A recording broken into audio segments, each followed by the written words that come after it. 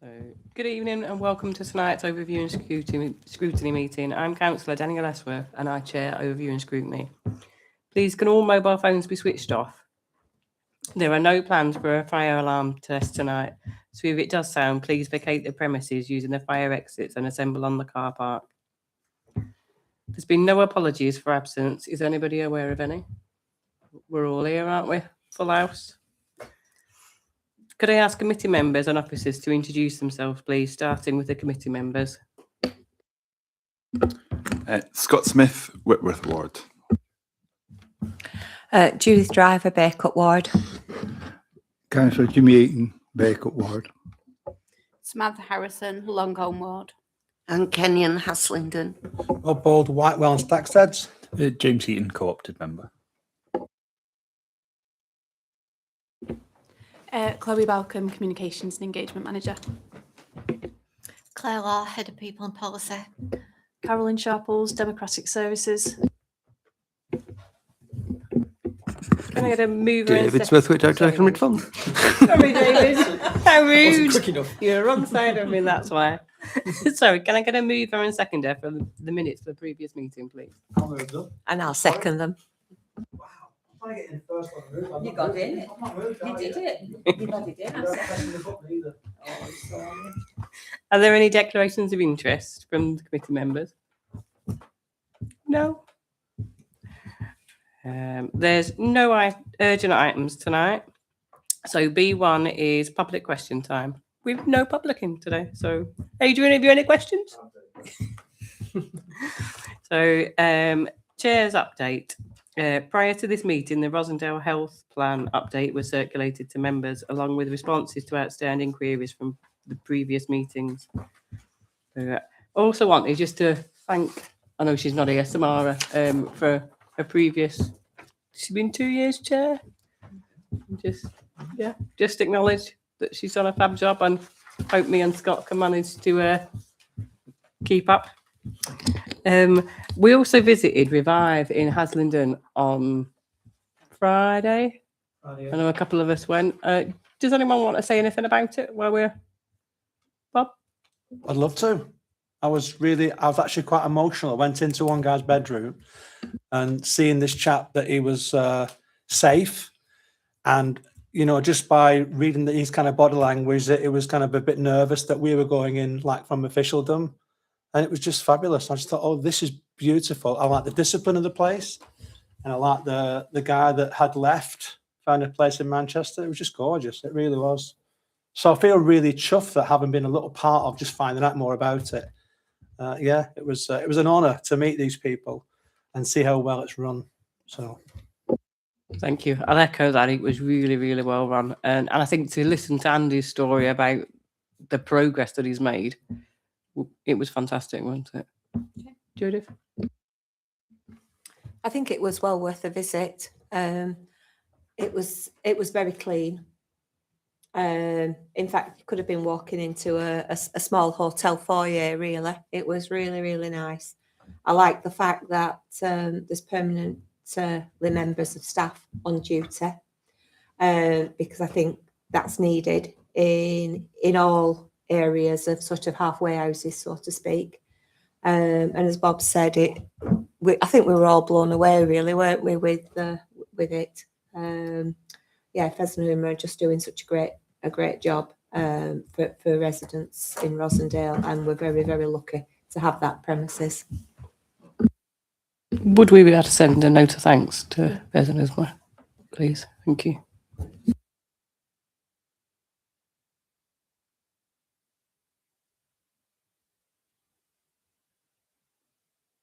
There was a lot of apprehension when it was put before planning originally, and the residents now in Haslingden have no complaints whatsoever. I think there's only been one little incident since it opened, with a couple of them having a disagreement, but nothing major.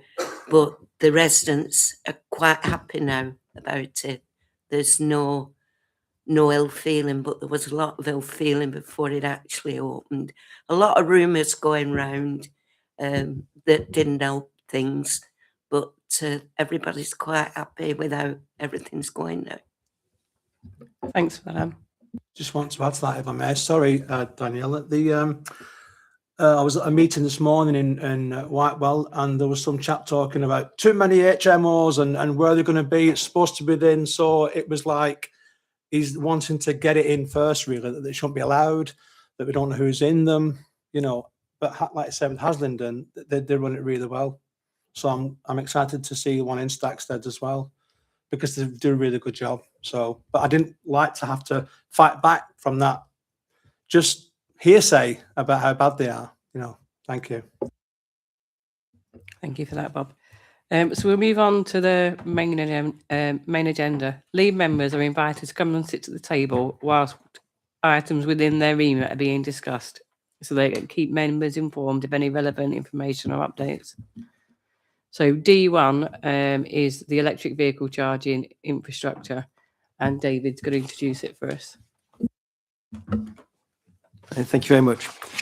Yes, so this is really the second phase in terms of rolling out EV charging points across the valley. In the first phase, we introduced 30 EV charging points, which in effect was about 50 odd plugs, and focusing on our car parks. But the forecast demand for EV charging points across the borough by 2035 is over 1,200. So we've got quite a gap. In terms of growth in the number of registered EV cars within the borough, we're seeing growth between 40 and 50% per year. So it's quite, I think at its peak, it went up by 70% in 1 year. So we're seeing quite strong growth, but that's over the last 5 years. It's never dropped below 40% growth year on year. So those estimates, that's where those estimates are based on. So what we're looking at in the next phase is about where we've got car parks, which we currently don't have, and so certainly places like Helmshire, Whitworth, where we don't have coverage, but also working with partners to look at other venues. So it may be things like Helmshire Textile Museum, Mal Pits, so places where people will come, visit, stay for a little while, and have the infrastructure there, which they don't currently have. We're also within this strategy looking at about how we can work with the private sector to introduce new infrastructure. So something like rapid charging points along the A56 and things like that. So really, in effect, like a petrol station, but hyper speed. It's interesting that looking at the first ones that we've introduced, the by far the busiest is John Street in Haslingden. And outstrips all the others by a long way, and maybe because it's town centre, it's next to the co-op, maybe that, but also it could be one of the first ones you meet off the A56 as well, if you're needing to charge up. So again, it shows that it's actually the level of demand there. So this is really setting out the overall strategy. It identifies a number of sites which we think are useful. I think of those, I think the only one there's been some concern raised about is K Street, just because it's got such high turnover, and so therefore, would you want to be reducing the space there? Yeah. Through Chair, K Street, there is a big problem on K Street because they're in the wrong place, and there's cars parking the wrong way because the point where they have to go in is on the other side of the car, and they're parking in a one-way street the wrong way. And I don't think enough thought went into that when they were put there, when they could have gone on that little car park opposite the post office, which would have meant it wouldn't have made any difference where they park. But I do think it is a very dangerous scenario at the minute on K Street. Thank you. I'm not saying it's by design, but part of the county council scheme is to change the orientation of K Street. So now they'll be coming down. So hopefully that'll address that. I'm saying that wasn't done because of EV charging, but hopefully that will address that problem. The other cars There'll be other ones, yeah. True. Yes, no, that's true. So, but in terms of the car park, well, referring to K Street car park, in terms of it's got such high volumes and turnover, and do we want to take capacity out of that? But ultimately, when we get to such higher volumes of EV parking, we'll probably need to look at stage 3 in terms of, well, where do we go next in terms of greater volume on all the car parks, because there will be demand for that. The other area which we're working with is with the County Council, who've got resources to work with principally streets with terraced housing, because we're seeing obviously demand for EV cars across all sectors, but also we're seeing a lot of people telling us now that company cars have been without debate, it could become an EV, and so they don't relate then to where you live. So therefore, the demand for EV charging in terraced houses areas is required. So that's they're working with people who are expressing interest that want to do a test of 100 EV charging points, and that really is about how do you get the points through the pavement to the curbside, which is a challenge normally, but hopefully the county have got the resources to start testing that and hopefully make it as simple as possible. That's it. Thank you. So the first one was one that I'd submitted. What data do we have about the current usage? I know you've said that John Street in Haslingden is currently the busiest. How well are the others used? They do vary, but John Street is a long way above the rest. So in terms of find figures, so yeah, so something like on Bank Street on Bacup, very limited. It's only 24 kilowatts versus 15,800 for John Street. So the difference is huge. Salem Street is also high, nearly 3,000 kilowatts. But there's Parkinson Street also very low. So there's some which have not taken off at all, but Cowp Road, Watford is doing pretty strongly as well. But John Street is way and above everywhere else. But there is definite evidence there that we do need more. Yeah. So in terms of the overall demand, because we're seeing this 40% plus growth a year, and so that expectation is that it will grow to say 1,200 plugs. What about the ones on Bury Road in Haslingden? Are they well used? You know, the ones at the top of Deering actually on Bury Road. I don't believe they're ours, so I haven't got the data for that, because there's quite a few which were the first round of the County Council projects. I haven't got those data, and then there's others which, of course, the supermarkets have got very high turnover and some very fast schemes. Just against the flats. And have you got your mic on? Yeah, these are just against the flats. If you go past the what used to be the Thorn Hotel, they're just there in a lay-by at the top of Deering. I wondered if they were well used. I haven't got that data because they're not ours, but I can try and get them because I believe they're the County Councils. Thank you. Councillor Driver. Thank you, Chair. I do think there's a lot of businesses now offering deals on EV cars through finance and through their businesses, etc., to obviously get them out there and get them more viable. But it is it's a concern I've got, and I think a lot of members of the public have got, about the tourist houses that you talked about realistically, and how we actually get those. Now, I've seen, whilst you're out and about and what have you, you do see people that have sort of got chargers coming through the front window. I don't know if anybody else has seen this, but coming through the front window and, of course, plugged into across the pavement. And it is quite dangerous, realistically. Generally speaking, you see it, but if you've got some sight problems, etc., some mobility problems, then it could become quite dangerous, and that's a concern, really. So I hope that whatever LCC do, I hope we're being very cautious about that. Can I just move on, Chair, please? And my second point is on finance, really, regarding. We're up to speed, aren't we, with our first phase now, and that seems to be working well, as you've said, and some areas are being well used. And I know that we've got some thoughts of where, but from a finance point of view, that's not we haven't budgeted for that, have we, for our second phase at this point, David? Could you just, thank you. There's a number of ways you can do it. The private sector will do it all for you, so there's no upfront costs, and then you get a rent. For if they meet a certain level, then they'll give you an income. Of course, they'll take the hit if it doesn't work as well and doesn't cost us anything. So that's one that's usually done. If you know it's going to make money, then we could pay for it, and then you get the 100% of the income. So we've got to do that business case. I think it's probably better that we put the risk on somebody else, I think, to be honest, because it is a bit hit and miss at present.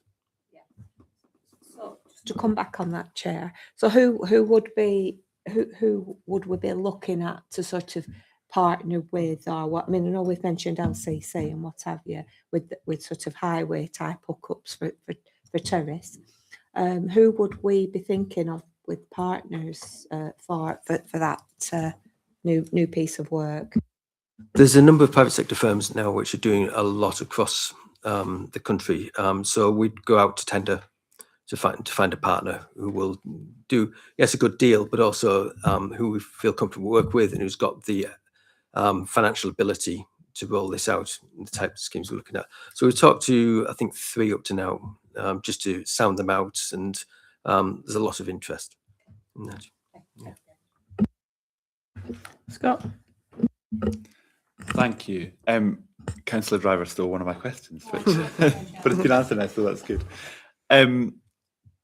This kind of second question that I had relates to Lancashire County Council funding. Before I mention that, though, I just want to say, be parochial for a second and welcome the fact that I spend often enough, I come to enough of these meetings and complain that Whitworth isn't featured, but it's really positive to see Whitworth and the whole of Whitworth, from one end to the other. It's a very long town featured in terms of priority. As Councillor Driver mentioned, these aren't yet funded, but it's always welcome to have a pipeline of these things to come through for when funding's available. I guess 2 questions really. First of all, are there any kind of funding pots that we're either currently bidding for or that we know are available, other than any potential internal budget pots?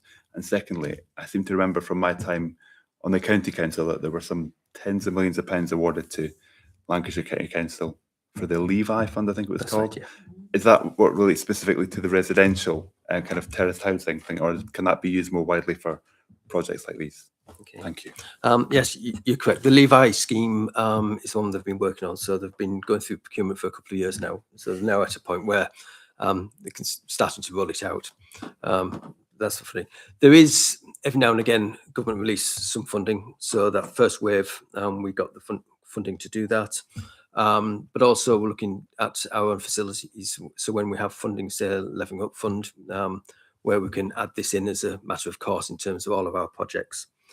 So work we're doing at present in terms of, say, the Heritage Arcade on Bacup Road, how we can ensure that there's EV charging put into residential developments, which we're working on. But I think we can't, if we want to push ahead, if there's government money available, we'll take it. But I don't think we can necessarily wait for it as well, because it's never quite sure when it's coming forward. Bob? Thank you. I'm really impressed with the 40% year-on-year increase, because technology is moving that fast that we can't lag behind. My question is about the 100 houses. So how are they going to be chosen? And also, is it going to be a planning, a kind of bylaw issue that we'll have to overcome as well in order to have? Because I picture my partner, she's got a hybrid car, the technology is amazing, but she can only charge it at work in Worcester, and then she can't charge it outside her house when she's back up in the north, you see. So that wire has to get to the car at the side of the road, because you've got a house, a garden and a pavement, and then the car. So do you know what, what does that look like to you in terms of planning and bylaws and... My understanding... And the 100, how do they get chosen? Yeah, Before I forget. Yeah, my understanding is that they'll be looking for people to make expressions of interest if they want to be part of it. So they're just starting to advertise that now. And my understanding is that they'll be looking at just almost like micro channels to go through the pavements. So therefore you can just put the cable through and plug in, so you don't have the trip hazards and things. So that of course needs council permits and things. So hopefully they'll be doing it. They can do it. They can learn from it, streamline everything, make it and test it easily. That's the theory. We'll see. So the house could have one of those rubber. They'll have like a rubber. Window cleaners have a rubber strip with a gap in it. You put the wire in. So if that was sunken into the pavement, it could literally just nip it in and then just drag it back. That's out. my understanding of how it will work. Yeah. But what about the bylaws and highways? Is that something that will have to be overcome at the same time? That's what they'll be working on. Right. Yeah, Okay. to overcome that. Okay. Thank you. Thank you, Chair. Any other questions? Sorry, James. Near me, there's 1 or 2 houses have had them put in. Do they have to have planning permission for that? Because I've never known any come up with planning. Have you, Judith? No, they shouldn't. I think it'd only be if it was on the listed building. Yeah, they've had them. Yeah. Yeah. If it's on the listed building, they'd need them, but otherwise you wouldn't need it. Yeah, sorry. It was just yesterday the government spoke about reducing sales targets from 80% to as low as 50% on electric vehicles. Is that going to impact the forecasted sort of growth in how many there are across the valley? I think the idea of the government target was so that they'd, is in effect, if they can get to the sales to a certain level, then they'd start to pull back on petrol and diesel things. And now they're reducing that. And that had an effect on the car producers, so they wouldn't be allowed. Ultimately, they wouldn't be allowed to sell more than 20% of their cars, which weren't EV, whereas they've reduced that now to 50%. I think what we're seeing, though, certainly in the last year, it'll be interesting when we get the figures through, because this first year that the Chinese cars have really come in en masse, really. So there's several new brands out there: the BYDs, the Omos, the what I can't pronounce, chucking something with it. And Kia have come big as well. So I think we're seeing a lot more cars in the last year, which have brand new cars and much lower cost than traditional European cars. So it'll be interesting to see how that affects. But no, the targets come down, but the actual amount, and it may have an effect in some, but I think actually market forces are showing that actually you're getting quite cheap cars coming in, which are EV. Thank you. Adrian, have you got anything to add? Not particularly, because everything's been said, really. I thank you for reading the report. It was very clear. I think I'm very positive in terms of that direction. Realistically, we have to move towards this by 2030. As we said, it was very strong distance happening in century. I think attitudes will change. And we're going to get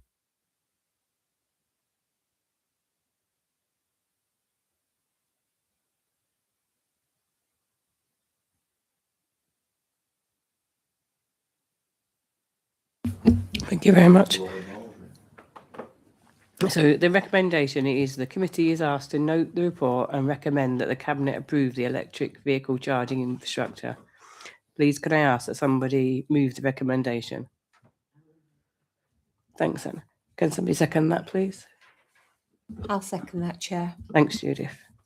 All those in favour? Any against?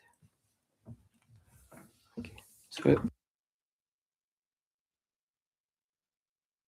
communication strategy, and Chloe's going to introduce that for us. So yeah, the aim of the strategy and the report is to provide direction to the council's communications activity, focusing on both internal and external planned communication, so that it's coordinated and clear, and we're communicating with colleagues, residents, stakeholders in the most effective and efficient way. So since joining the council in April, I carried out a full review of our communications approach to see what's working, what isn't, what needs strengthening, and explored what needed to be done to successfully bring everything in-house as our contract with the agency was ending. So we've previously had a mixed model where part of our communications were delivered by the agency and part were delivered in-house. So when that contract ended in May, we needed to make sure that the strategy reflected the reality of having a fully in-house team and make sure we had all the tools and processes in place to be able to deliver everything. So the updated strategy focuses on a digital first, but not digital only approach. So We use digital where it's effective, but we make sure there are other accessible options for those that would prefer to receive their communications in not predominantly digital way.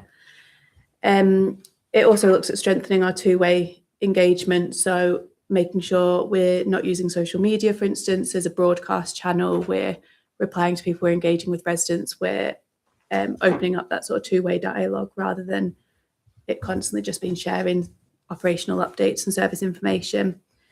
So sort of on the back of that, it means tweaking the tone to make it a bit more human, a bit more conversational. And that was bit. Yeah, so it's about sort of building, by changing these little tweaks, it was about building trust, strengthening relationships, helping people understand the why behind our work. So rather than just putting something out at the end of a project, we're sort of taking them through it with us, taking them on that journey, telling a story of why we're doing what we're doing. So in terms of the action plan that was in the report as well, it highlights that we'll run a full audit of all our comms channels this year, strengthen our internal communications, introduce media monitoring so that we can keep an eye on how we're being covered in the press, how we can increase the sentiment to a more positive sentiment when talking about the council and media outlets, and increase the use of video and digital content while maintaining these accessible options like the Valley Voice newspaper that we've recently put out. So overall, this strategy update gives a modern and human realistic framework for communications and hopefully strengthens the council's identity by humanising the people behind the projects. I think that's everything. Thank you very much.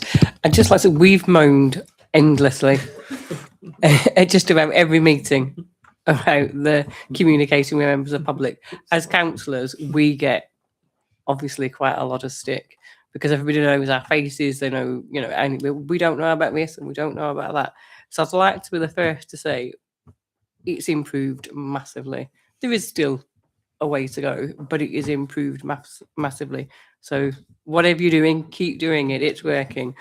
And yeah, it's nice to see it's more user friendly. Definitely what's going out on socials is much more user friendly than it was before, and there's much more of it. I think that content it's short and it's relatable. The work around the food recycling has been really good. I think it's been fun and engaging, and I think people have it's been quite light-hearted, but the information's been there if people wanted it. So I'll just open out. Has anyone got any questions? Scott? Thank you. Danielle's kind of stole my thunder a little bit. It's just it's really good to have someone sat in front of us who has your job title, basically. I think a lot of the problems previously stemmed from, I think, maybe a conception that council communications are kind of just another branch of every other communications, and it's not. It's a very different thing. It's a very different relationship that we have to our residents than a company might have with its customers.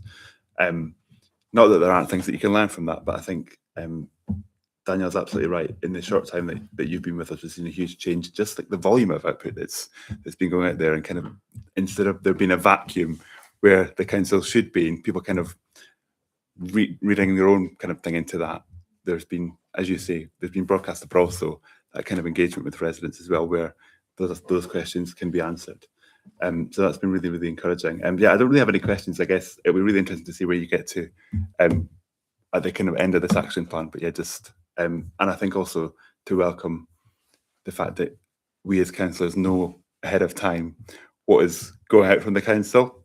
Because, for example, the example this week was the item about the mural in Whitworth, which is obviously in my ward. And now we'd had photographs taken, we'd spoken to Jade in the economic development team and things. But previously that would have just appeared, but we knew it was coming, and we were able to kind of respond to that. So yeah, just thank you for what you're doing. I think the only thing I would say is just use us as well. I think we're all more than willing to kind of help you out if you need kind of connection to an organisation or whatever it might be in whichever part of the borough it might be. And I think that can only improve things. So yeah, keep it up. Thank you. Judith? Welcome. It's quite nice to put a face to the name now, which is wonderful. So we'll be all on it, so you can guarantee it.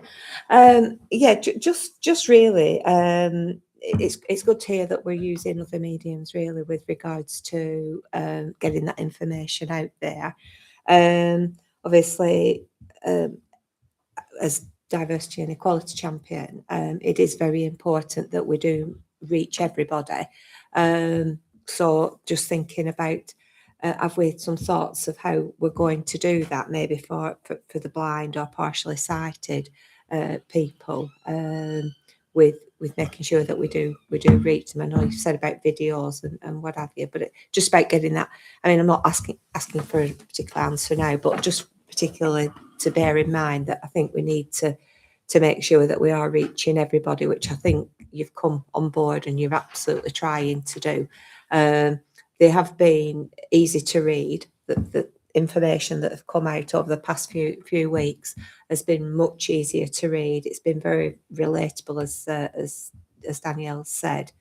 But yeah, and just taking on board what Scott's just said realistically about gathering information. Have you any thoughts of how you're going to gather any kinds of bits of information, really? I mean, are you going to, think about or hear about things that's happening and maybe contact any of us within the council at different parts of the borough? Yeah, so the idea is we've got a communications calendar set up now for the next 12 months so we can keep dropping things into it. So it means when we know things are coming, rather than it being a quick last minute, we need to get something out tomorrow. If we think that's more appropriate to a video or that's more appropriate to go out and take some pictures with one of yourselves or do a bit more behind it, we've got the time to then do that. So we have weekly meetings with the ED team, and then we're putting in monthly meetings as well with wider departments, just so they can keep us updated on the projects. Because I think it's sometimes what people might not think's worth a story, it actually is, or we can find an angle that it is the bits that residents want to know about. So it'll be just speaking to other departments and that forward planning element to make sure we are being able to get the full picture right from the beginning rather than something rushed at the end. Very, very quickly, Chair, sorry. So are you thinking that if we feel as councillors throughout the borough that we have got sort of something that's worthy, whatever that might be, because we're all active constantly as councillors, that we can contact yourself and maybe... Absolutely, contact me and we can have that conversation about it. Definitely. Thank you very much. Samantha? Yeah, just another massive well done on the what, the whys and the whens, and helping constituents to understand why we are doing things and a little bit of the background. The feedback's been really positive in, them understanding that. So well done. It has taken a little bit of pressure off us. Put it on you. But yeah, massive well done. Thank you. Bob? Thank you. Hi, Chloe. We had a Zoom a couple of weeks ago about the fact that we were looking at comms in this new direction. And one thing I wanted to point out is that our comms can only be so much. And I'm the only councillor that's not on social media. So I'm going to miss some of this, I'm afraid.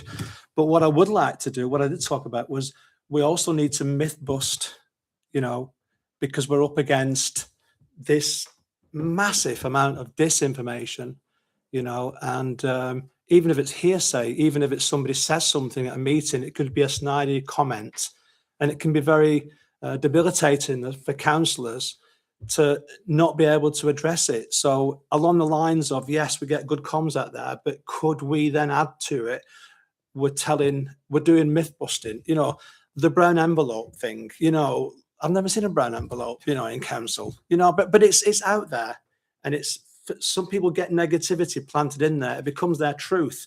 And then wherever they are, they're going to say it, they're going to spread disinformation. So it's a big task, I think, and maybe it's a big ask for me, I don't know, but hopefully we can get more than just good news stories and more than events, but actually we can myth bust a lot of stuff that's going on somehow, or something to talk about anyway. I'm not on social media for a reason, because I won't be able to cope with it. I just think it'd be, yeah, it is. It is. And we talked about it at one of the meetings months ago, and said, oh my God, and then 10 comments down, bang. and it's harsh, So is that something that you've thought about yourself, Chloe, or?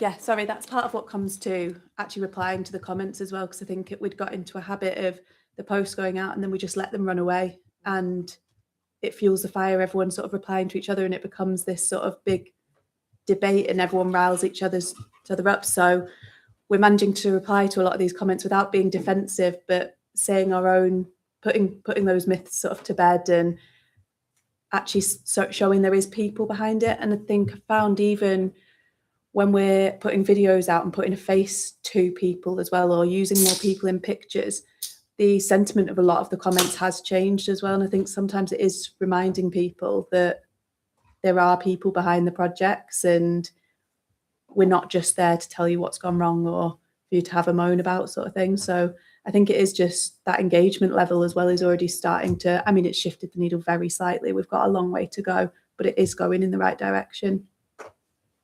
Great, thank you. Thank you. I'd really like to see a piece about what councillors can do,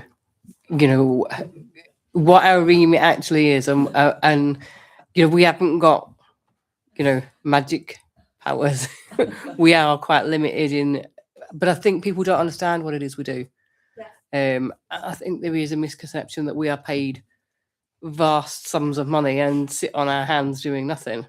The allowance is small. Most of us have jobs and families, and it's. I think residents maybe don't understand our role, and the fact that we have teams of officers that support that role. So it would be nice to see, as we build that picture, what that looks like, especially as things are going to change again soon with local government reorganisation. It'd be nice to help residents understand that process rather than feeling it's just appeared overnight. Sometimes things are a little bit short notice for residents. They sort of come out, well, we've known about them coming up, but if you don't live in this bubble, you maybe don't know it's coming up. So things that we think everybody knows about, quite often we don't. Any other questions from anyone? We are on. So the recommendation. Sorry, gosh, can Andrew?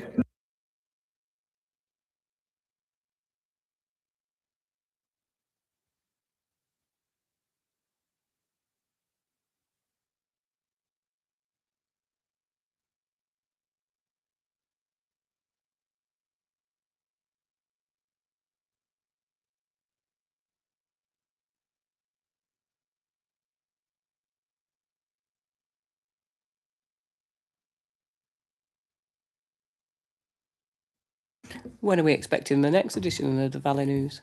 End of July, start of August. We're going to try and time it with the LGR announcement. Fantastic. So the recommendation is the committee is asked to note and consider the communication strategy and annual action plan update. Could I ask somebody move the recommendation, please? I'd like to move it, Chair. And second it? And I'll second it, Chair. All those in favour? Thank you. Chloe's going to leave us now. Thank you very much, Chloe. It's been really nice to meet you.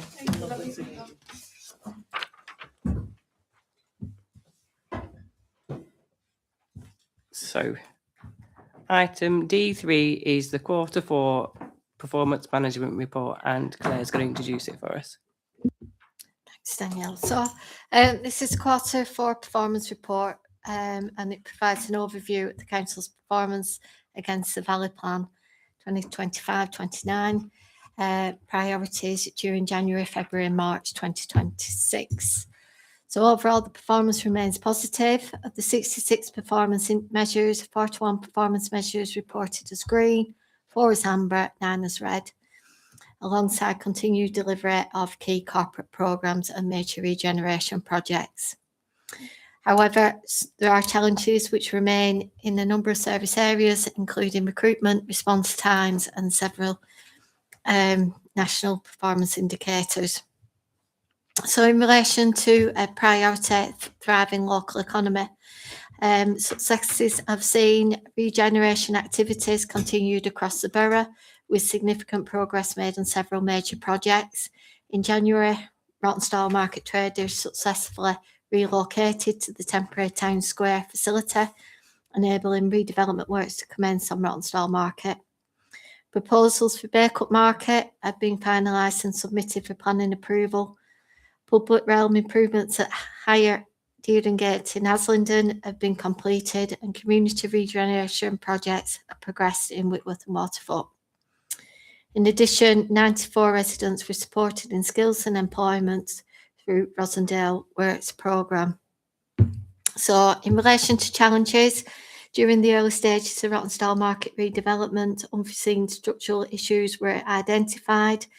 A formal review is underway to assess the impact of the project costs and timescales and identify appropriate remedial solutions.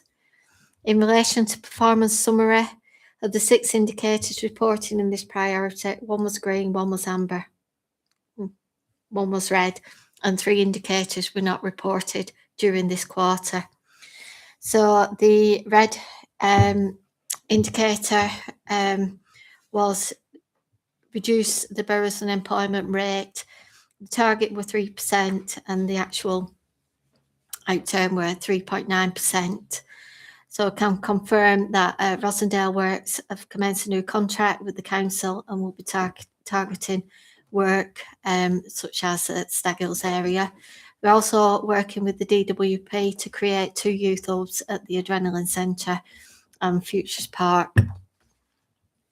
In relation to the high quality environment priority, there's been successes in relation to the preparation work which were completed for the introduction of the separate food waste collection. This includes procurement of vehicles, recruitment of additional staff, delivery of food caddies to all households across the borough, and communication activity to support residents' awareness of the service change, which commenced in April 2026. Additional environmental improvements including 90,000 secured funding for Edgeside Park play area, completion of the building decarbonisation programme, and continued investments in parks, cemeteries and green spaces. So challenges, while substantive carbon reduction activity has been delivered, the latest available emissions data shows a year-on-year increase in the council's operation carbon emissions, where it's underway to review targets and continue delivery of decarbonisation projects. Also, there's challenges in relation to the cemetery improvement works remain a significant operation programme following the Health and Safety Executive investigation. Performance remains strong with 13 indicators reported in green, 1 amber and 2 red. Operational service standards for refuse collection, bulky waste collection, litter bins, parks and inspection continue to perform well. So the red measures in the key performance indicators include increased household waste recycling. The target were 34% and the actual outturn target were 30%. So the mitigation was Q4 is slightly down due to no garden waste with no winter collections, and as the council food waste will have a positive impact, and working with that and officers in operations are currently working with Lancashire County Council and other districts to develop a new waste strategy. The second red KPI was to reduce the council's operation carbon emissions reported in Q4. A target were 103.43 tonnes and the actual were an increase of 10.81 tonnes. So we are going to look at these figures because, is that correct? Yeah. So I haven't wrote down mitigation. Unless anybody wants it. We'll find that out for you though. In relation to health and proud communities, a priority, the council purchased 3 additional temporary accommodation properties to support vulnerable households and reduce reliance on bed and breakfast accommodation. Progress has continued on the local plan review and asset review to identify future housing opportunities. Rossendale's Better Life strategy was approved, and over 2,300 households received household support fund assistance during the year. In partnership, working with Rossendale Leisure Trust, delivered health and wellbeing initiatives, including She Run campaign and weight management programs. Challenges included recruitment difficulties with environmental health, and it continues to impact on inspection capacity and response times for housing complaints, food hygiene complaints and food inspections. Despite this, statutory service continues to be prioritised through risk-based approaches and temporary support arrangements. Performance indicators, 10 performance indicators in green and 1 in red. Positive performance continues across homelessness prevention, disabled facility grants and planning application determination times. The red measure is number of Food Standard Agency food inspections per annum, with the figure, an annual figure of 304 and an actual of 241. So following the unsuccessful recruitment of vacant posts within environment health and no appetite for shared working with other local authorities, we've now employed 2 consultants to review the service delivery model and develop an improvement plan. In relation to effective and efficient council, the council approved a growth-focused 2026-27 budget aligned to the Valor Plan priorities and established a dedicated project management office to support local government organisation. Cybersecurity and digital resilience have been strengthened through investment in new systems and infrastructure. Resident engagement remains strong, with over 8,000 responses received to the annual resident survey, which is a 42% increase on the previous year. Recruitment has also been undertaken to support emerging priorities and service demands, including food waste collections, homelessness, housing service and local government reorganisation. So challenges include performance against response times for complaints, freedom of information requests, MP enquiries remains below target and continues to require improvement. Sickness absence also remains above target, and recruitment challenges continues in some specialist service areas. 17 indicators were green, 2 amber and 5 in the red status. A strong performance was maintained in benefit processing, council tax and NNDR collection and digital services access. Areas requires improvement include FOI response times, complaint handling and MP inquiry response times. Sorry. Would you just, what does an NDR mean for residents at home? None.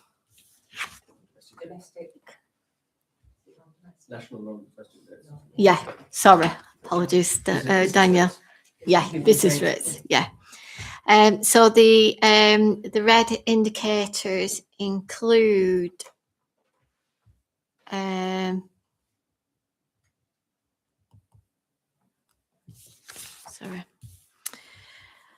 number of days lost due to sickness absence per full-time equivalent employee. So we have a target of 8 days and the actual days were 12.27. However, I did some work this morning to look at the figures so we could understand them better. And when we ran the report off, it actually picked up April and May because we didn't run the report till May. So when we recalculated it, the figure is actually 10.18 FTE, sickness days lost per full-time equivalent. So the number of days lost throughout the year is 1,792. So in relation, the split down, long term is 7.53 days lost per full-time equivalent, and short term is 2.57 days lost per full-time equivalent. And these split down is 7.18 is at Henrietta Street in operations, and 3 is at Futures Park.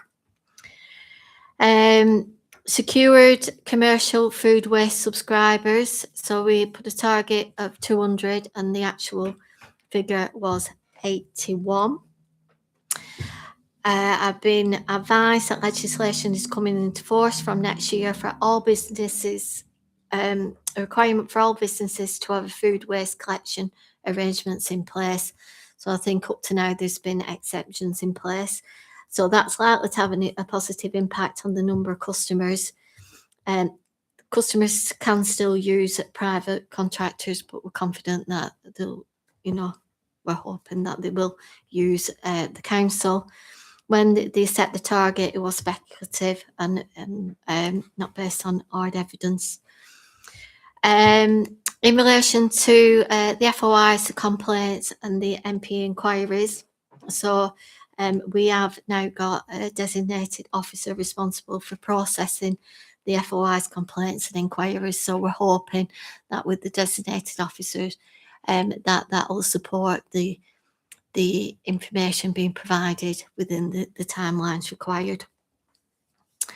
In relation to compliments and complaints, Council received 17 complaints, compliments, 32 complaints and 5 local government ombudsman inquiries during Q4.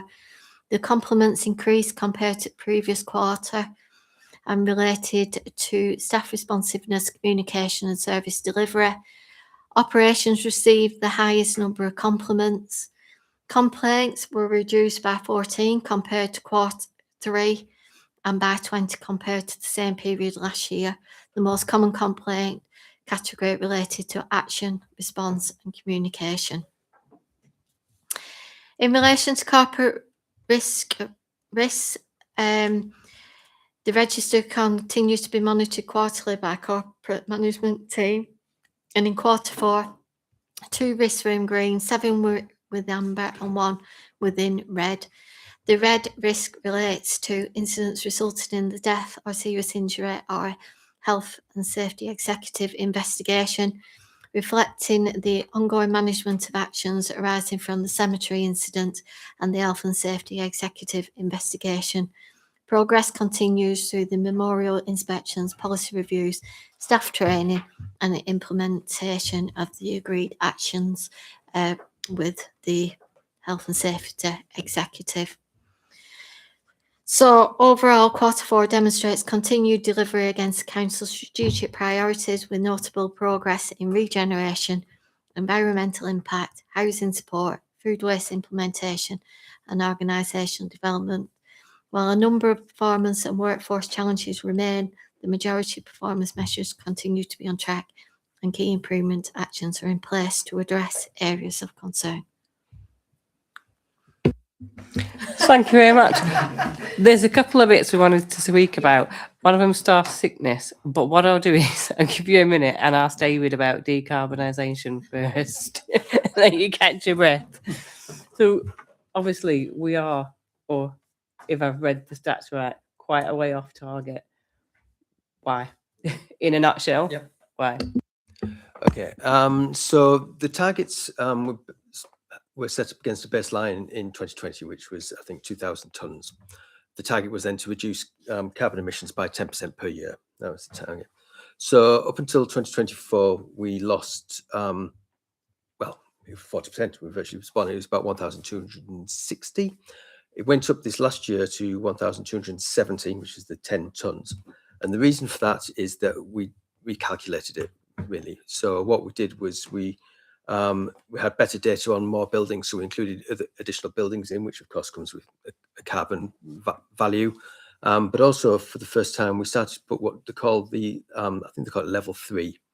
So it's things like staff commute, energy usage. So that together increased that by that 10 tonnes. What I've asked though is to go back to 2020 to try and see if we could do a full calculation to show what the actual is, because if the baseline was based on a low figure, then it doesn't give a fair reflection. And also, I don't think we should be measuring something if we know that we've got better data and it's not including everything. So it's a hopefully a one-off anomaly because we've added more in. In terms of what we've got coming up in the next year is that our biggest carbon emission, well, two biggies. One is waste trucks.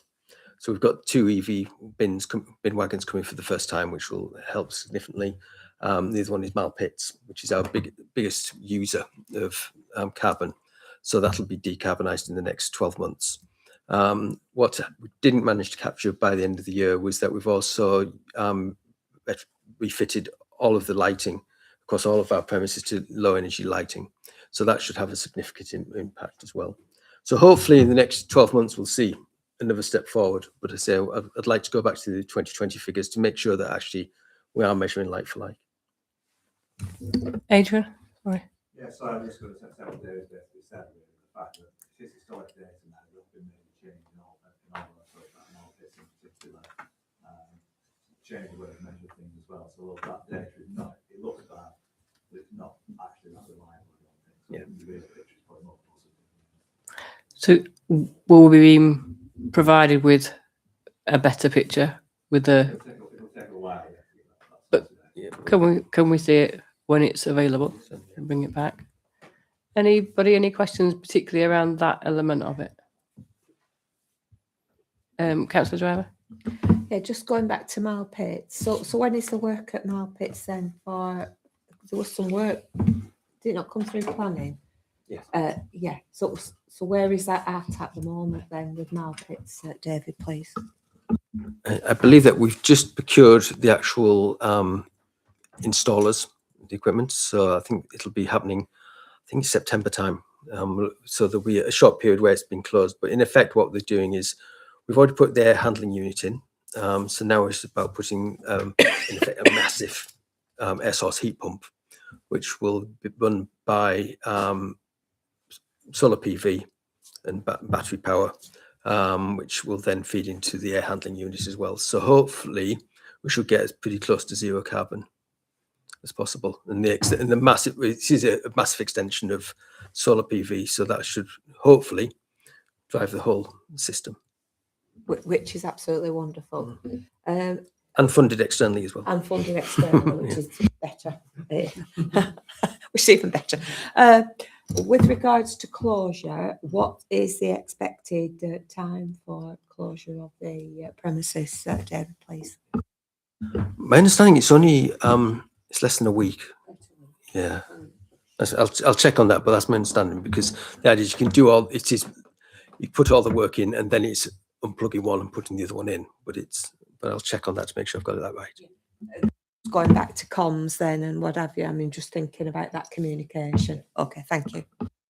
I presume we're waiting until the end of the school holidays before that starts. Councillor Ball? So just projecting, I mean, net zero, fantastic. It's great that we've got a green kind of emphasis on stuff because that's the direction. But are we going to be locking horns with a less enthusiastic reform-led authority? That, I mean, is that a fear? Is that something that's certainly in the back of my mind anyway? Because they're already saying nationally that they're trying to shut down net zero. You know, they're trying to make it that global warming doesn't exist. Blah blah blah. I mean, I don't know. I'm scared about that, David. That's why I just want to make that point. That's all. That can we future-proof what we do and make sure that it continues in that vein? Thank you. Thank you, Chair. Yeah, I think in terms of the strategy, we're riding two horses. In fact, there's a carbon saving, but also there's a financial saving. So we want to make the council as efficient financially as well as possible. So therefore, if we can bring in funding from externally, that we can reduce our costs. If we can put in investment in solar, and we're quite strict in terms of doing business cases. So we're looking what the payback is. Other elements, it's just better efficiency of using things. So some of our assets where people have just been willy-nilly keeping the heating on 24 hours a day for 365 days, we've now put in hive systems so we can control that remotely, so we can see things. So a lot of the work we've been doing is just about better management. And so that has that dual benefit of both cost savings and carbon savings. Are there any other questions around that element? It's about cemeteries. Is that okay to bring up now? We'll come back to that. Is that all right? Okay, yeah. Is there anything else around the decarbonisation? No. The other big one was staff sickness, and obviously we don't want you to speak about individual staff members in any way. Is our target too low? 8 days seems. How do we compare to sort of other councils and businesses? And I suppose the Yeah. other element is how are we supporting our staff? I'd love to raise a target. However, so compared to other district councils, we use the old best value performance indicators formula to calculate our sickness. Not sure that all of the councils use the same criteria when they're managing sickness. So we are quite low in the league table, if you will. We haven't got all the information back from the other councils yet, but last year we was the second worst. Well, we had the second to the highest sickness in East Lancashire. So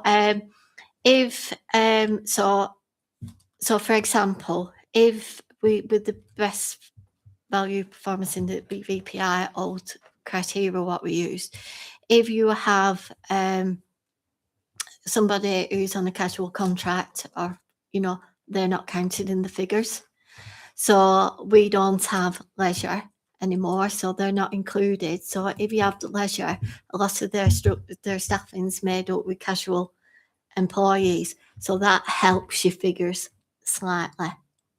So looking at the breakdown of the absences, we have the highest number of days lost is due to stress, anxiety and depression.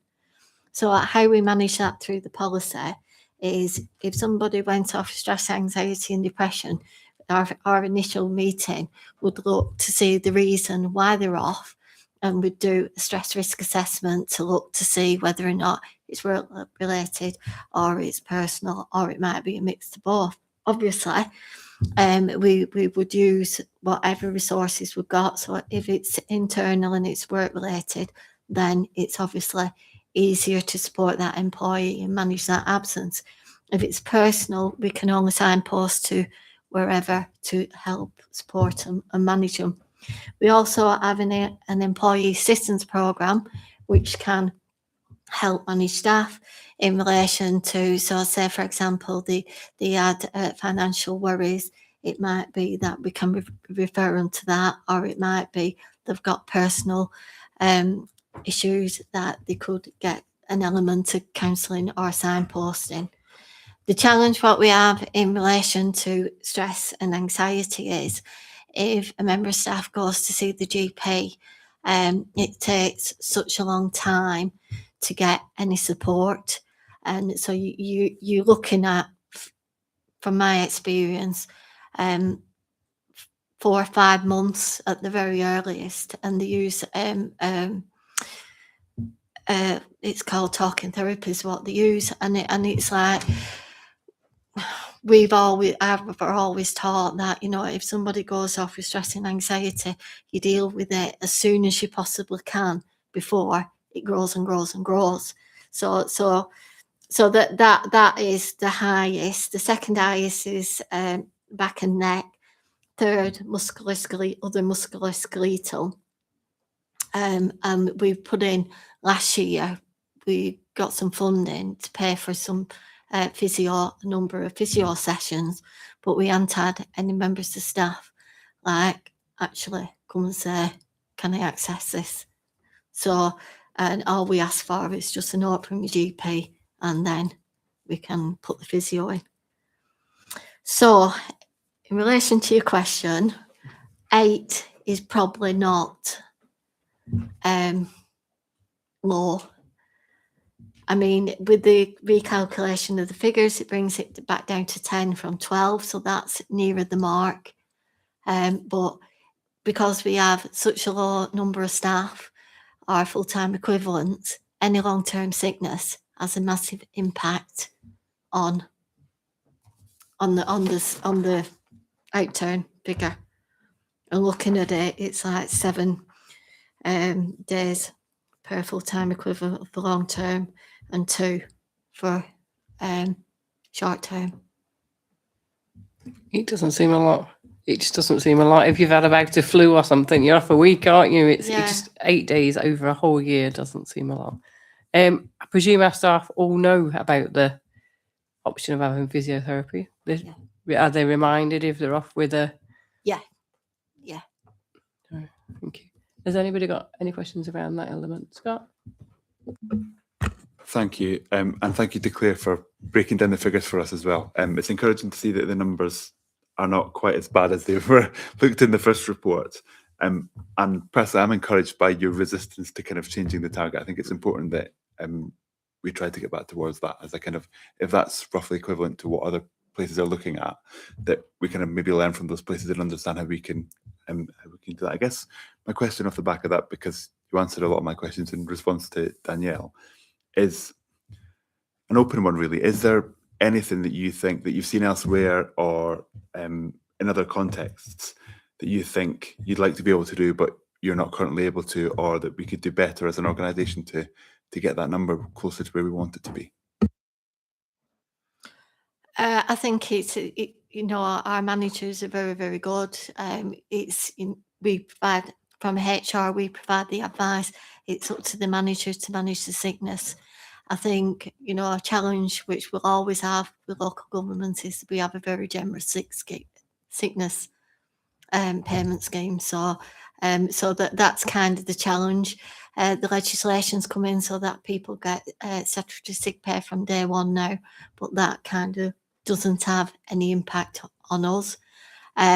So no, it's just we kind of just to work through it best we can. And the policy, our policy is in 3 stages.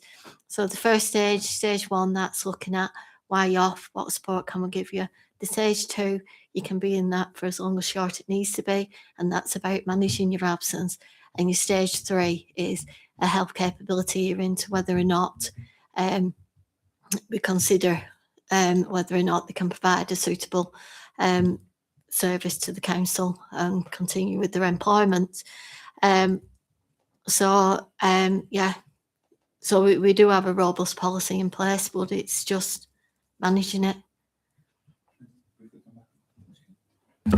Thank you for that. I think something you mentioned in relation to physiotherapy, which is an example, I think part of the bargain councils make with their employees is that you might get paid a little bit less than you would in the private sector, but you get better benefits. And it's absolutely right that we have, quite generous policies in relation to sick pay and all the rest of it. We want our staff to feel supported. I suppose the question then is if things like, I presume, free physiotherapy are being refused for things where it's been recommended, are there perhaps tweaks to the policy where we make sure that people not can't refuse, but it's more difficult to refuse that sort of thing, and encourage people back to the workplace through things like that we're able to offer for free, rather than letting the problem bed in, as you referred to earlier, and it getting more difficult to come back to work?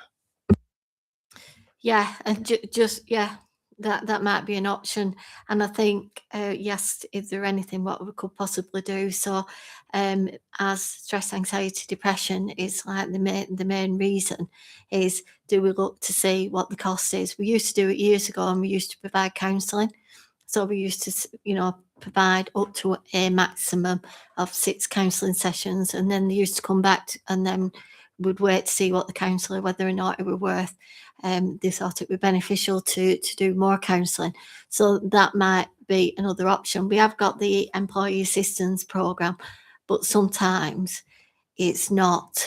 They're just providing advice, it's providing signposting. They're not actually getting to the nub of the problem.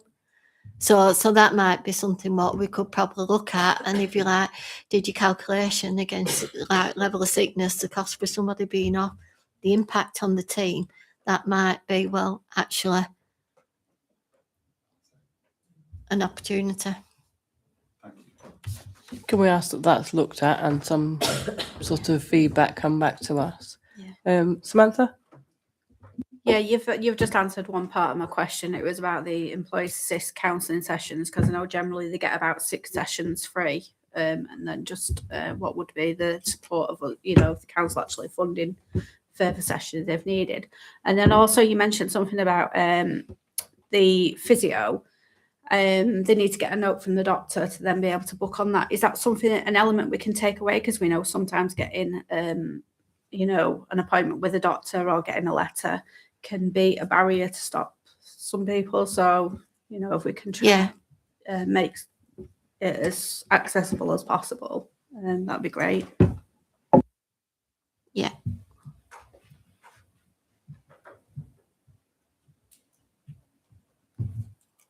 Judith? Just looking at the matrix that other authorities use, then is it significantly different than ours on that calculation basis? Why don't we? I'm just meaning to say, Claire, realistically, why do we not use the same? Because if that's pushing us further down the what you might call the table, why don't we use the same matrix? That's the point. I think they all use different. So I think it's I think I can look at it. I can ask. I'm trying to think of the one what they used to use. Is it Bradford score? Bradford. So some still use the Bradford, which is, like I've never been a fan of it, but yeah. So they do. Yeah, they use the Bradford factor one. Yeah, I can look at it. Yeah, it would be good to see. It seems realistically like we're, pushing ourselves down when really I'm not sure whether we would be so far down the scale really compared. Are we, Chair, are we moving on to other questions now particularly? Because Jimmy was already waiting on one. Can I come back after Jimmy, Julie, please? you can Thank go you. for it. You carry on. No, it's all right, that's Jimmy. right. You move on. Right, it's Bacup Cemetery. I've got quite concerns at this moment in time. A lot of the large gravestones, I can understand why, have been laid down, but then there's a lot more of the smaller ones, and all they tilted back, and they've got a wood stoop behind them. What's the logic in that, and how is it going to be resolved to have them reinstated? I've heard different rumours, so I don't know where we are with that. And secondly, the one is about the grass cutting. Personally, at this moment in time, I feel a lot up there hasn't been touched, and it's looking a disgrace. I'm sorry to say that, but I do go up regular. But I just wondered on the gravestones, that's one of the main aspects. Thank you, Jimmy. Adrian, do you want to come in there? Yeah, in Bacup Cemetery, we have just appointed a contractor to sort out all the big graves, all the big monuments and things like that. So that should be underway fairly soon. What was the question issue about the smaller ones? Smaller ones, which are maybe about 3 foot high, something like that. They tip back and they've got a piece of timber behind them, so they're actually at an angle. Yeah. Yeah, so what would eventually drop slightly so they fit better into the ground. Right. Well, and when is that going to happen? Now we've always got all three cemeteries, major cemeteries. Yeah. I think we've done about a quarter now in Haslingden. So it's well underway, but the different contractors doing the big monuments in each of the cemeteries. And our staff are working through all the others. So it is a massive task, obviously. I appreciate that. Yeah. I think they are, in fairness, doing a good job, really. There hasn't been one. Because one or two's been asking myself about it anyway. I mentioned it to Andy that you're concerned about it. Yeah, and also the grass cutting. Yeah, the grass cutting, I've not been to Bacup Cemetery for a while, so I'll ask Andy about that when he gets back from his short week. He's back this week. Okay, thank you. Thank you, Chair. The whole of Rosendale is looking unkempt. Are we a member of staff off? Is there somebody unwell?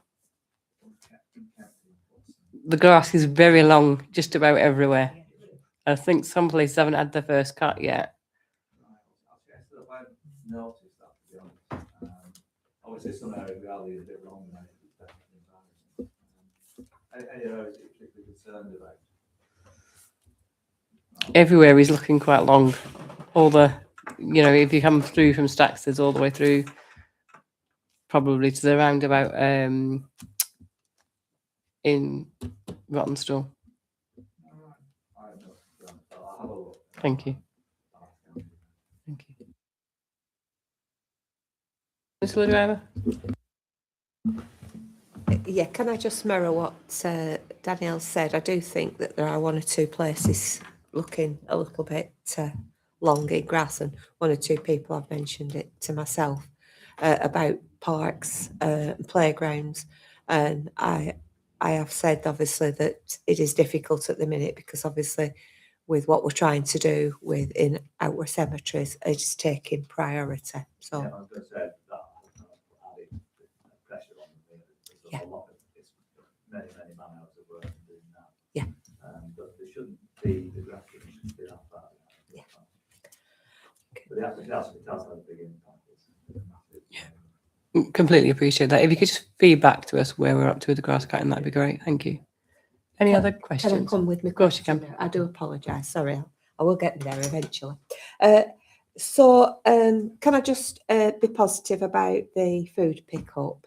First and foremost, I've got quite a few things just to say because I've had some really positive reactions about food waste pickup. I mean, I'm loving mine, so I just want to give a big shout out about it. I think it's great, and I'm noticing just in my areas that there's more and more grey bins being put out each week. So that's positive, and we should be doing that, and it's positive. So that's one thing.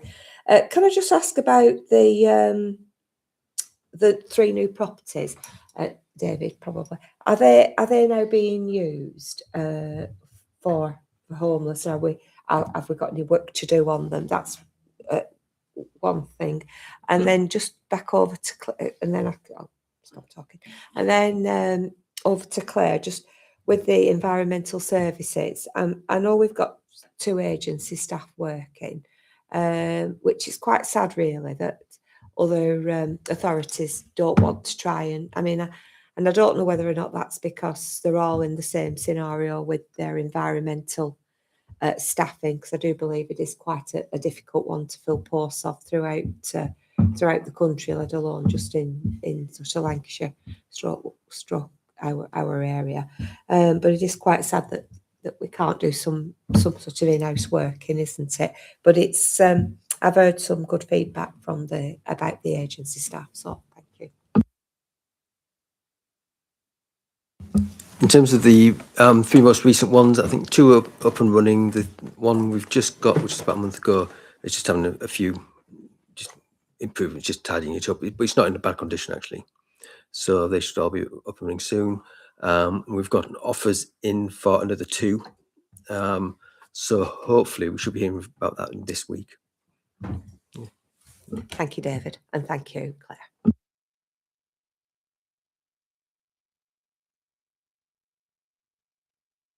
Sorry, so just in relation to the environment health, we have had a number of vacancies. We have lost the manager to Burnley Council. We've had a long-term sick, so we had started putting workforce succession planning in place. So the long-term sickness, we're doing an environmental health qualification in Leeds, but unfortunately they've been off sick throughout the probation. So we have tried, contact's been made with other district councils, and I think locally also Calderdale and Rochdale to see if they had some staff to support us. Initially, Hyndburn supported us in relation to our policies, but my understanding is now with the 2 contractors, they have got an action plan in place, what they're working through, reviewing the structure and the reviewing the team. Yeah, I've heard really good things about that, so that is positive, isn't it? So let's hope that continues. Thank you.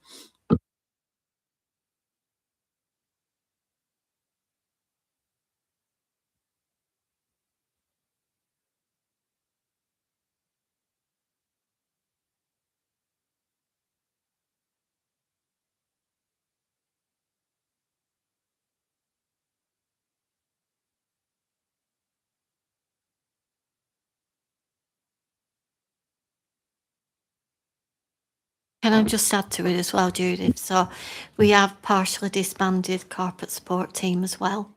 So officers have moved from the generic corporate admin into the teams to give some additional support at the lower level.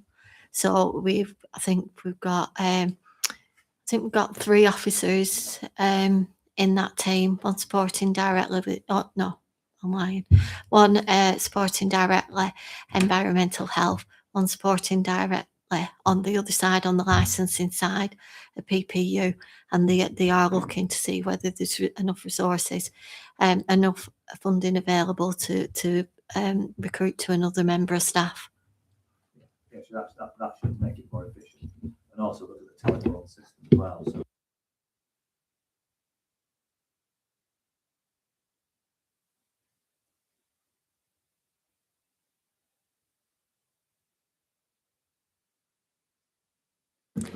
Yeah, that's been brought to my attention about the telephone system and the fact that you do tend to have to be, you know, and quite a few people, well, quite a lot of people, you know, concerned about how long they're actually on the telephone with the data and what have you, and sometimes it can take. So that's great that we're actually looking yeah, I think by having the admin, looking at that. they'll build a relationship up with the people in those offices as well. So hopefully we can better coordination, but not you speak to, etc.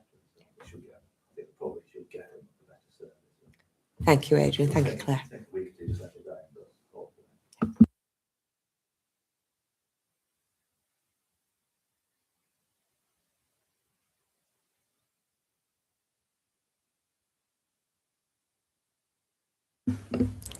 Thank you for that, Adrian. Anne, do you have a... Can I just talk about Rotten Market? Right from the word go, it's been a great success. But do the people who are on the market have contracts? Because there's a few issues that are brought up with the right people. One is not many weeks ago, the car park was flooded. And I went and saw Keith Jenkins and we got him cleaned, the drains. And he said he would guarantee that it was oil that was being poured down from the food things. Yesterday, we caught a woman pouring oil down them again. Also, there are people, because it's very successful, it's very busy every day, but I don't know what you're going to do, but there are people, men, coming weeing behind boots and trickets constantly up against the wall. I'm glad to see that there's more bins there because I work Friday and Saturday and Sunday down there. And as soon as I come in, I go picking tins up and things, not from the traders, but from people who are walking through. But it has brought a lot more people into Rossendale, which is great. And it's not the usual Thursday and Saturday. Some of them cabins are open 7 days a week, and there are people sat on there every day drinking and enjoying themselves. It's great to see, but there's just a few little niggles that need sorting out, because when it was raining really hard, on one day it was that flooded, the water was coming into the cars with the 4-wheel drive cars, and the water was up over the top of the wheels. I sent photographs through to show them, and they came and they cleaned the drains.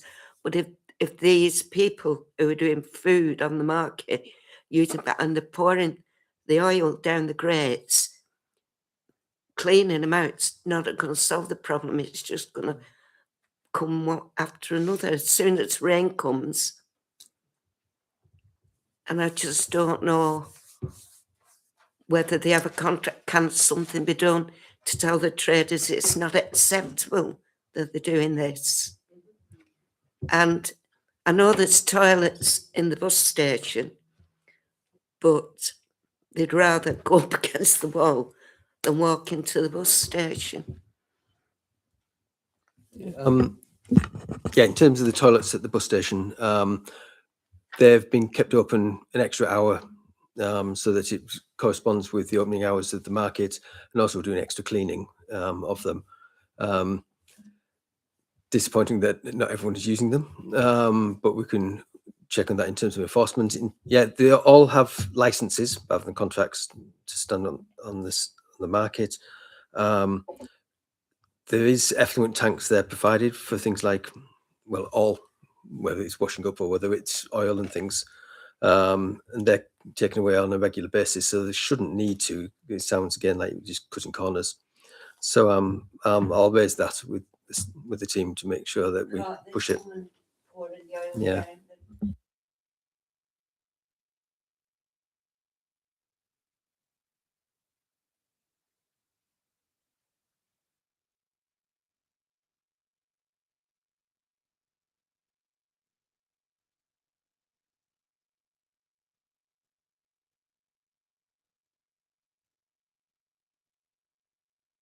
Yeah, somebody said that the provision for pouring the oil away wasn't big enough. It needed an extra whatever. So you'll take that away and just see whether or not we need to be either having a large storage or it needs to be emptied more often. Any other questions, Bob? Just quick on the toilets then. So when this temporary market was set up, were they going to rely on just the bus station toilets? There was no plans to have a toilet block put in of some kind, like a festival kind of set of toilets that would have helped, considering how popular it is? Thank you. We did look at both options, principally because the bus station closed earlier. So working with Transdev, they've opened it up. So there's enough capacity there in terms of the toilets. There's no queues or anything like that. It's just, by the sounds of it, they rather walk 10 yards than 20 yards. That sounds it.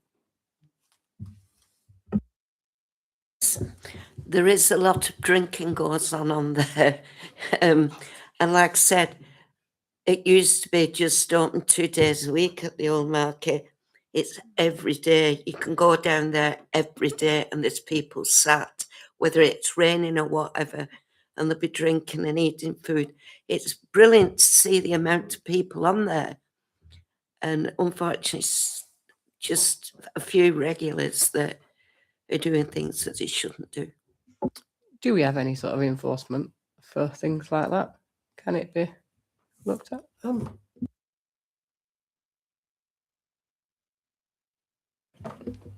Samantha?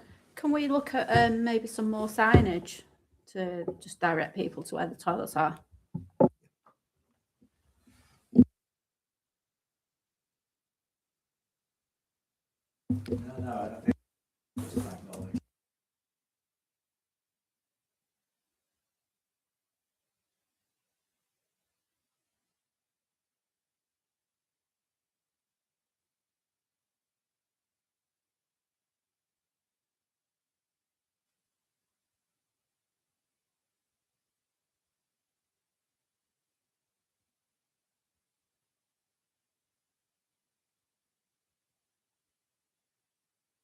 That's all.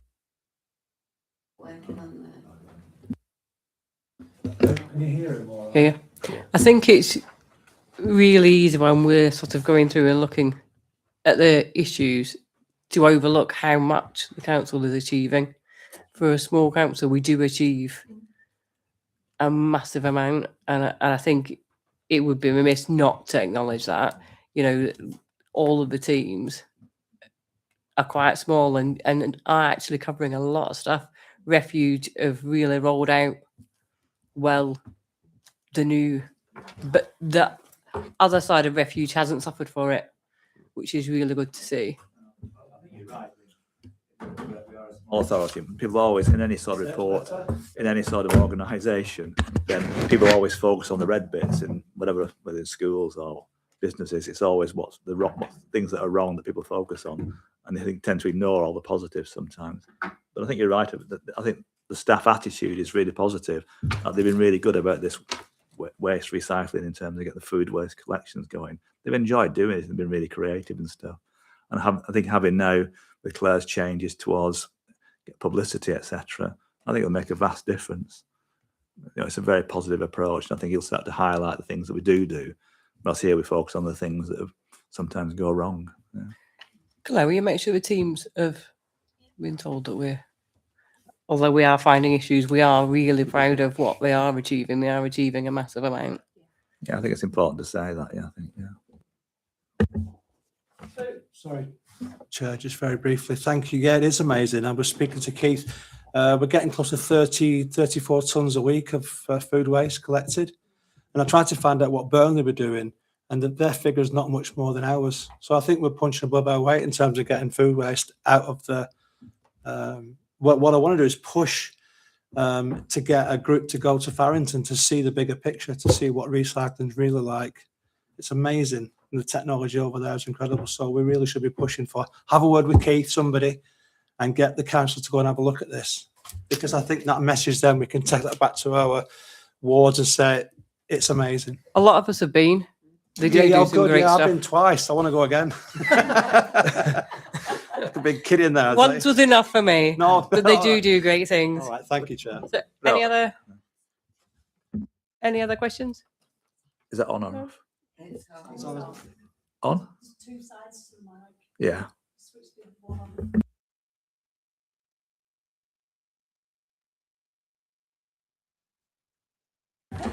Right then, so the recommendations were the committee is asked to consider and note the council's annual Valley Plan and update and associate achievements for 2025 to 2026.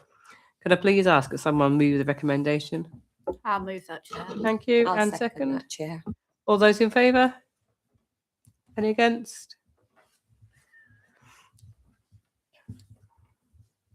So D5 is the overview and scrutiny annual report for 2025-2026 and the work programme for 2026-2027. And David's going to introduce that for us. Hey, thank you. So, as it describes, it's an annual report, and it looks back over the last year, what we've done, but also, but more importantly, looks does the work plan, which is under Section 9 for 26-27. A lot of the highlights on there are things which we look at annually, so whether it's meeting with the police or Citizens Advice Bureau, or whether it's RLT and so on. I think the key differences we're looking at this time is, rather than looking at task and finish, because clearly we've now got less than 2 years life left in us, is to look at two new approaches. One is about doing some deep dives in some specific knotty issues or concerns. So one highlighted there is just looking at some of the regeneration projects to try and get under the skin of some of those things and where things have gone well and not so well. And the other one is to, rather than having the quarterly reports where we go through everything, to try and pick out an issue early on and do again a bit more of a deeper dive into those issues. So it might be something like recycling, or it might be something like environmental health, whatever. And we're looking more detail at the figures, the staffing, and so on and so forth behind those issues. And we'll do that within this meeting. So rather than having a separate task and finish session to look here. So they're the sort of the two biggest changes we're proposing. Thank you for that. Has anyone got any questions on that? Anything they'd like to say? No? Nobody? So the recommendation is the committee is asked to provide their comments on the annual report for 2025-2026 and the work programme 2026-27 and recommend the council approves the annual report 2025-26 and the work programme 2026-2027. Could I ask please that somebody moves that recommendation? Thank you, Bob. Somebody second that? Thank you, Jimmy. All those in favour? I've missed D4.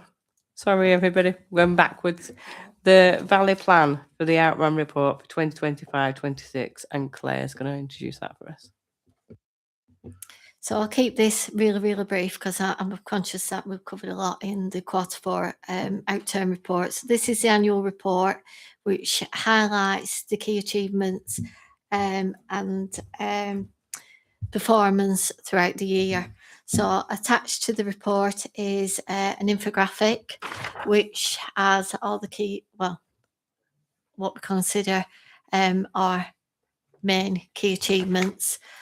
So if rather than me read through the same again or similar again, if anybody's got any questions or any comments they want to make in relation to the infographic or the 4 pages which puts the key achievements in more detail.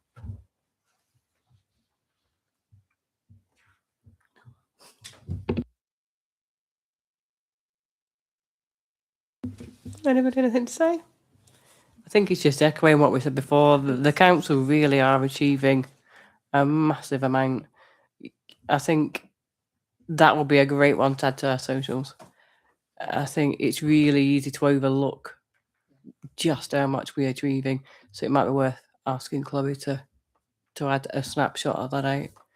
Anybody anything to say on that? Then we'll move to the recommend. Sorry, Judith. No, just to echo what you've said, Chair. There was no need.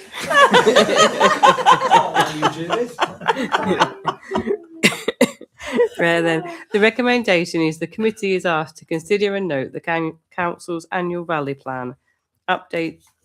Sorry, I'll try that again. The committee is asked to consider and note the council's annual rally plan update and associated achievements for 2025-2026.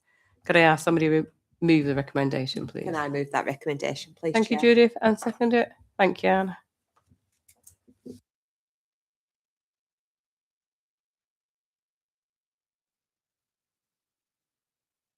All right, so item D6 is the forward plan, and Carolyn is going to give us a brief.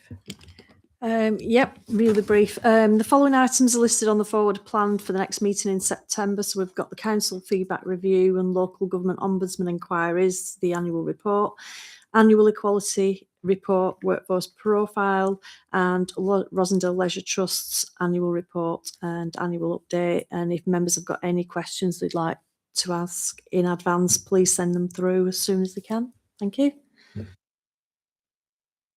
So that concludes this evening's meeting. Thank you very much for coming.